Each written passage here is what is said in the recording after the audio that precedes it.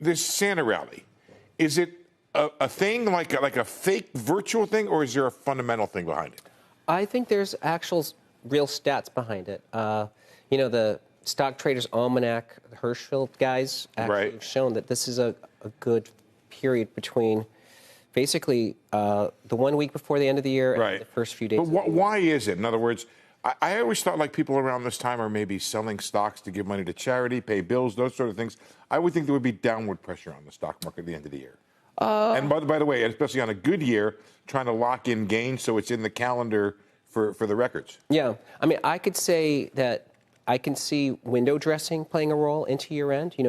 Professional money managers want their winners to look good, so they bid them up into the end of the year. And then the first part of the new year, I think, makes sense because that's when people allocate into asset classes. So there's money going into stocks in the beginning of the year. That's the first couple parts here. I'm an anti-technical person, Kelly. You don't like the chart stuff. I don't like the chart stuff. I'm a fundamental guy, and I want to know if there's fundamental stuff. That was the thing.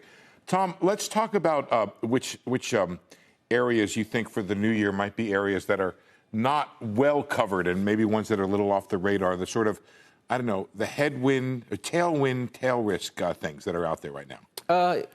Yes, I think in 2026, there's going to be likely a more dovish Fed.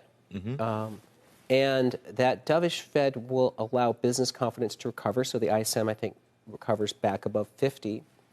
And that's going to be a tailwind for traditional sectors like industrials, energy, and basic materials. So I think those are sort of three groups that should do better in 2026 than 2025. But then there's also, I think, some tailwinds building for the financial services, which you guys mentioned are doing well, which is that financial services companies are really big beneficiaries of AI, and they're big beneficiaries of using blockchain technology. Both will allow them to reduce their employee intensity of their business. And so I think the large tech-forward banks are going to start to see margin expansion and trade more like tech stocks in the future. Wow.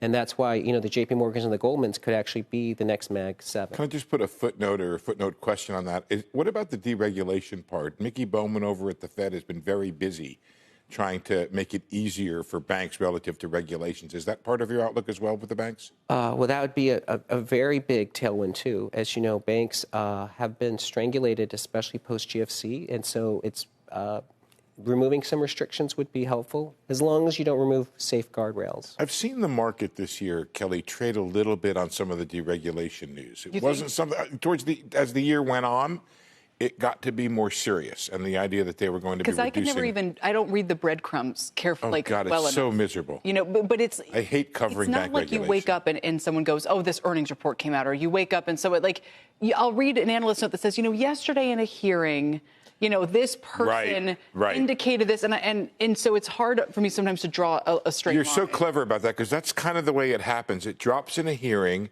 It's discussed by a Fed official in a speech, and then it's proposed, and then there's a 60-day comment period, and then they adopt it. Right. And then so between there and there, it could be like 9 months or a year. Wow. And I'm not sure when, but I've seen some of the actual adoption things move some of the stocks in a way that seems to be what Tom is talking about, this idea of thinking about banks having to hold somewhat less capital as the year goes by, especially, by the way, interestingly, I don't know, you went to the regional banks, that they're an area that may benefit more than the larger banks. Yeah, regional banks, I think, are part of the reason we like small caps, because as interest rates decline and as business activity picks up and potentially M&A pick up, this really plays into the favor of regional banks.